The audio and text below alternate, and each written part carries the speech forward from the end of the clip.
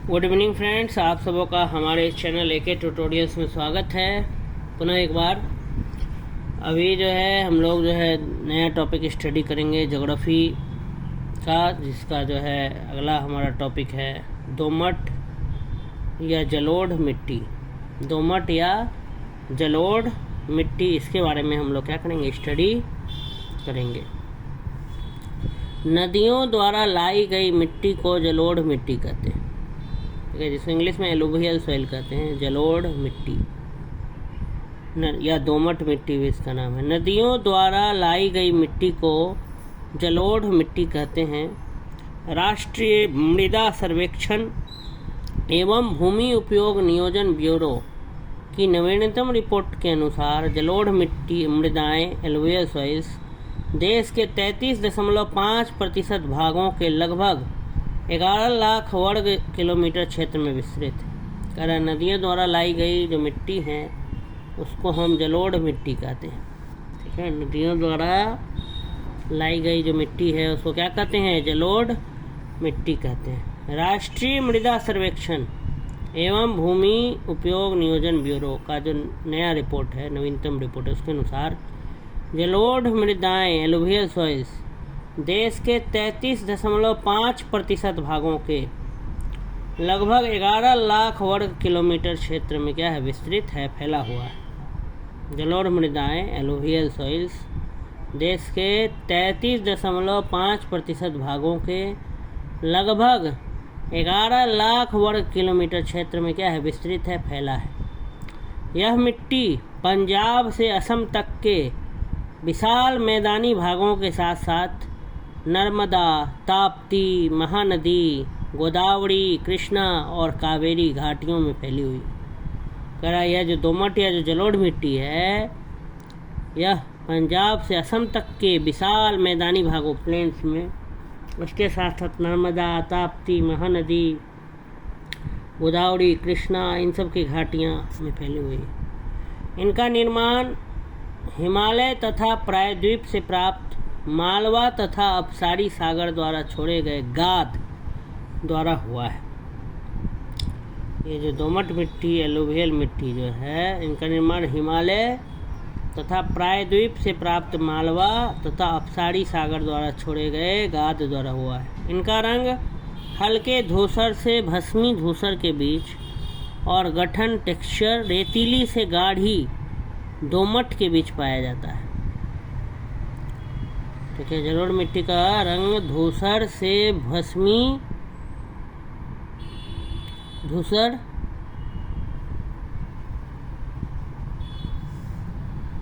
के बीच और गठन रेतीली से गाढ़ी दोमट के बीच पाया जाता है। दोमट मिट्टी में पोटास, फॉस्फेरिक एसिड, चूना और जैव पदार्थों की प्रचुरता पाई जाती है, परंतु इनमें नाइट्रोजन और ह्यूमस की क्या होती है, कमी होती है।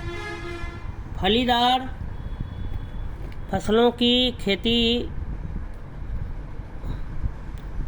में इनमें तेजी से नाइट्रोजन का स्थिरीकरण संभव है। ये मिट्टियाँ सिंचाई हेतु सर्वोपयुक्त है, इरिगेशन के लिए बहुत ही सबसे अच्छा मिट्टी है। इनकी मदद से इनमें चावल, गेहूँ, गन्ना, जूट, कपास, मक्का, तिलहन, फल और साग सब्जियों की खेती की जाती है, ठीक है। ये मिट्टियाँ सिंचाई हेतु, इरिगेशन हेतु सर्वोपयुक्त है, सबसे ज़्यादा उपयुक्त है। इनकी मदद से इनमें चावल, गेहूँ, गन्ना, शुगरकेन, जूट, कपास, कॉटन, मक्का, मेज, तिलहन, फल, साग सब्जियाँ, इसकी खेती की जाती है।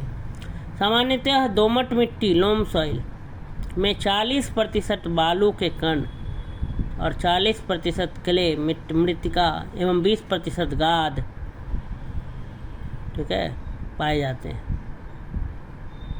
बलुई दोमट मिट्टी एलुवियल सैंड सॉइल की जल धारण क्षमता सबसे कम होती है, क्योंकि इसमें रवे भारी मात्रा में बड़े बड़े होते हैं, ठीक है। ये था। नेक्स्ट है, ये देखिए भारत में इन भागों में ये जो दिखा रहा है, इंडिकेट कर रहा है, यहाँ क्या है, एलुवियल मिट्टी है, जलोढ़ मिट्टी। जलोढ़ मिट्टियों को 2 उपवर्गों में विभाजित किया जाता है। जलोढ़ मिट्टी को 2 सब कैटेगरी में बांटा जाता है। एक नवीन जलोढ़, जिसको कि हम खादर कहते हैं, और एक प्राचीन जलोढ़ जिसको भांगड़ कहते हैं, ठीक है, और एक है भाबड़, ठीक है, एक है खादड़, एक है बांगड़, खादड़ और बांगड़, और एक है भाबड़। आइए इसको भी थोड़ा हम लोग पढ़ लेते हैं। जलोढ़ मिट्टियों को उपवर्गों में विभाजित किया जाता है। पहला है नवीन जलोढ़ या खादड़। इन मिट्टियों का विस्तार नदी के बाढ़ के मैदानी क्षेत्र में पाया जाता है, जहाँ प्रतिवर्ष बाढ़ के दौरान मिट्टी की नवीन परत का जमाव होता रहता है। इस मिट्टी की जल धारण क्षमता अधिक होती है। यह मिट्टी सदैव उर्वर बनी रहती है। कह जो नवीन जलोढ़ है, न्यू एलुवियल, या उसी का नाम है खादड़। इन मिट्टियों का विस्तार नदी के बाढ़ के मैदानी क्षेत्र में पाया जाता है, जहाँ हर वर्ष बाढ़ के दौरान मिट्टी की नवीन परत आकर के क्या होती है, जमती रहती है। इस मिट्टी की जो जल धारण क्षमता अधिक होती है, और यह मिट्टी हमेशा बहुत ज़्यादा क्या होता है, उर्वर होती है, बहुत ज़्यादा फर्टाइल होता है। दूसरा है प्राचीन जलोढ़ या बांगड़। बांगड़ मिट्टी की स्थिति बाढ़ की पहुंच से दूर कुछ ऊंचाई पर होती है। यहाँ मिट्टी का रंग गहरा पीला, रक्ताभ भूरा, पेल रेडिश ब्राउन पाया जाता है, जिसमें चूनेदार कंकड़ के पिंड नोड्यूल्स अधिक पाए जाते हैं। बांगड़ मिट्टियों पर लवणीय और क्षारीय प्रस्फुटन के कारण रेह का जमाव मिलता है। यह मिट्टी कम उर्वर होती है, इसमें नियमित उर्वरकों की आवश्यकता होती है। खादड़ जो है ज़्यादा फर्टाइल होता है, बांगड़ लेस फर्टाइल सॉइल होता है। भाबड़ शिवालिक के गिरिपदीय क्षेत्र में जलोढ़ पंख पाए जाते हैं, जिनकी मिट्टी स्थूल और गुटिका युक्त होती है। इसे भाबड़ कहा जाता है। भाबड़ के दक्षिण दलदली और गाढ़ी मिट्टी वाले क्षेत्र को तराई कहा जाता है। यहाँ की मिट्टी में नाइट्रोजन और जैविक पदार्थों की प्रचुरता और फॉस्फेट की कमी पाई जाती है। यहाँ के ऊंचाई भागों में प्राप्त प्राचीन जलोढ़ को राढ़ नाम से जाना जाता है।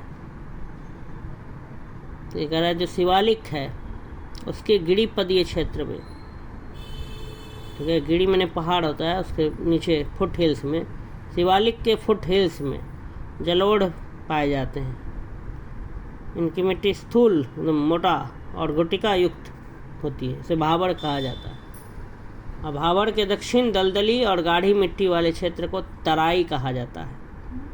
यहाँ की मिट्टी में नाइट्रोजन और जैविक पदार्थों की प्रचुरता होती है और फॉस्फेट की कमी पाई जाती है। यहाँ के ऊंचाई भागों में प्राप्त प्राचीन जलोढ़ को राढ़ नाम से जाना जाता है। तो ये हमारा जलोढ़ मिट्टी के बारे में था, दोमट या जलोढ़ मिट्टी। आइए इससे रिलेटेड कुछ सवालों को करते हैं डिस्कस। जलोढ़ मिट्टी के संदर्भ में नीचे दिए गए 4 कथनों में से सही कथन को चुनिए। जलोढ़ मिट्टी है, उसके संबंध में 4 कथन दिए गए हैं, उन चारों कथन में से सही कथन चुनना है। नंबर ए में लिखा है, यह मिट्टी भारत के कुल भूभाग के करीब 14% हिस्से में पाई जाती है। इस मिट्टी में फास्फोरिक एसिड भरपूर मात्रा में पाया जाता है। यह मिट्टी रेह, थूर, चौपन जैसे नामों से भी जानी जाती है। यह मिट्टी उपजाऊ नहीं होती है। इसका सही उत्तर हो जाएगा बी।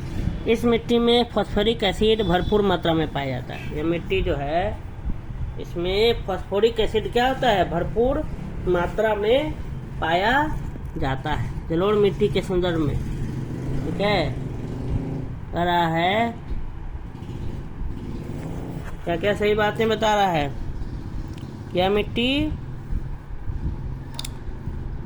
सही कथन सिर्फ इसमें बी बोल रहा है कि एसिड से भरपूर होता है।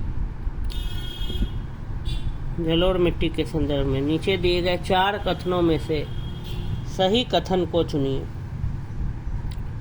जलोढ़ मिट्टी में पोटास, फास्फोरिक एसिड, चूना और जैव पदार्थों की प्रचुरता पाई जाती है, परंतु इनमें नाइट्रोजन और ह्यूमस की कमी होती है। राष्ट्रीय मृदा सर्वेक्षण एवं भूमि उपयोग नियोजन ब्यूरो के नवीनतम शोध के अनुसार भारत के 33.5% भाग पर जलोढ़ मिट्टी का विस्तार है। यह सर्वाधिक उपजाऊ मिट्टी है। अम्लीय मिट्टी को स्थानीय रूप से रेह, थूर, चौपन, ऊसर, कल्लर जैसे नामों से जाना जाता है। एसिडिक सॉइल, अम्लीय एसिडिक मिट्टी होता है, उसी का नाम है रेह, थूर, चौपन, ऊसर, कल्लर। अम्लीय मिट्टी का नाम सब है, इसका नहीं, जलोढ़ मिट्टी का नाम नहीं है, तो ये गलत दिया हुआ है। भारत में सबसे अधिक उपजाऊ मृदा कौन सी है? लाल मृदा, काली मृदा, जलोढ़ मृदा, चूनेदार मृदा। तो सी जलोढ़ मृदा सबसे अधिक उपजाऊ। अगर सबसे ज़्यादा फर्टाइल अगर कोई मिट्टी है तो एलुवियल सॉइल है, जलोढ़ मृदा है। जलोढ़ मृदा भारत की सबसे अधिक उपजाऊ मृदा है। सबसे अधिक फर्टाइल मिट्टी अगर है, उपजता वाली मिट्टी है, तो उसका नाम है जलोढ़ मिट्टी, एलुवियल सॉइल। इसमें नाइट्रोजन की मात्रा कम होती है। जलोढ़ मृदाएं मूलतः हिमालय के निक्षेपों से बनी हैं। नेक्स्ट क्वेश्चन है, निम्नलिखित में कौन सी मिट्टी नदियों द्वारा निर्मित है? लाल मिट्टी, काली मिट्टी, जलोढ़ मिट्टी, लेटराइट मिट्टी। तो इसका भी सही आंसर हो जाएगा जलोढ़ मिट्टी। जलोढ़ मिट्टी का निर्माण नदियों के छोड़े गए गाद द्वारा होता है। जलोढ़ मिट्टियों को दो उपवर्गों में बांटा गया है, नवीन जलोढ़ या खादर, और दूसरा है प्राचीन जलोढ़ या बांगर। खादर का निर्माण नदी के बाढ़ के मैदानी क्षेत्र में होता है, जहाँ प्रतिवर्ष बाढ़ के दौरान मिट्टी की नवीन परत का जमाव होता रहता है। प्राचीन जलोढ़ या बांगर मिट्टी की स्थिति बाढ़ की पहुंच से दूर कुछ ऊंचाई पर होती है। कह जलोढ़ मिट्टी का निर्माण नदियों के छोड़े हुए गाद द्वारा होता है। जलोढ़ मिट्टियों को दो उपवर्गों में बांटा गया है, एक नवीन जलोढ़ या खादर और दूसरा प्राचीन जलोढ़ या बांगर। खादर का निर्माण नदी के बाढ़ के मैदानी क्षेत्र में होता है, जहाँ प्रतिवर्ष बाढ़ के दौरान मिट्टी की नवीन परत का जमाव होता रहता है। प्राचीन जलोढ़ या बांगर मिट्टी की स्थिति बाढ़ की पहुंच से दूर कुछ ऊंचाई पर होती है। नेक्स्ट क्वेश्चन, निम्नलिखित में कौन सी मिट्टियाँ नदियों द्वारा निर्मित है? फिर वही सवाल है, तो इसका भी उत्तर यही हो जाएगा, जलोढ़ मिट्टी। भारत में सबसे बड़ी मिट्टी का वर्ग है, तो ये भी होगा, इसका आंसर हो जाएगा कछाड़ी मिट्टी। जलोढ़ मिट्टी का ही दूसरा नाम है कछाड़ी मिट्टी। जलोढ़ मिट्टी का बहुत सारा नाम है, कछाड़ी मिट्टी, दोमट मिट्टी।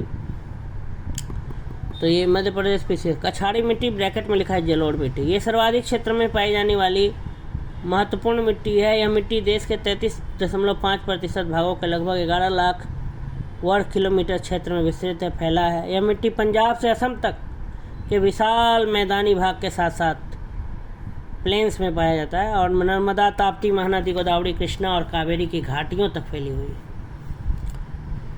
नेक्स्ट है, निम्नांकित में से मिट्टी का कौन सा वर्ग भारत के सर्वाधिक क्षेत्र पर फैला है? सेम जलोढ़ मिट्टी सबसे ज़्यादा भाग में कौन फैला है? तो जलोढ़ मिट्टी फैला है। अगला जो है हमारा टॉपिक, गंगा के मैदान की पुरानी कछाड़ी मिट्टी कहलाती है। तो पुरानी जलोढ़ मिट्टी का नाम क्या है? खादर की बांगर? तो बांगर है, पुरानी वाली का नाम बांगर है। नया वाला का है खादर। नया वाला ज़्यादा उपजाऊ होता है और पुराना वाला कम उपजाऊ होता है।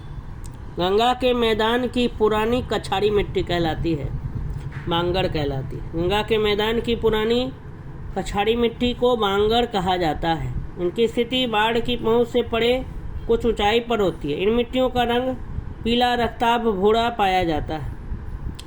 नेक्स्ट क्वेश्चन, निम्नलिखित में से किस प्रकार की मृदा की जल धारणा क्षमता सबसे कम होती है? बलुई दोमट, दोमट बालू, मटियार दोमट, दोमट। तो इसका होगा बलुई दोमट। ठीक है, एलुवियल सैंड सॉइल। बलुई दोमट जो है, इसमें मृदा का जो जल धारण कैपेसिटी है, वाटर रिटेंशन कैपेसिटी, बहुत कम होता है।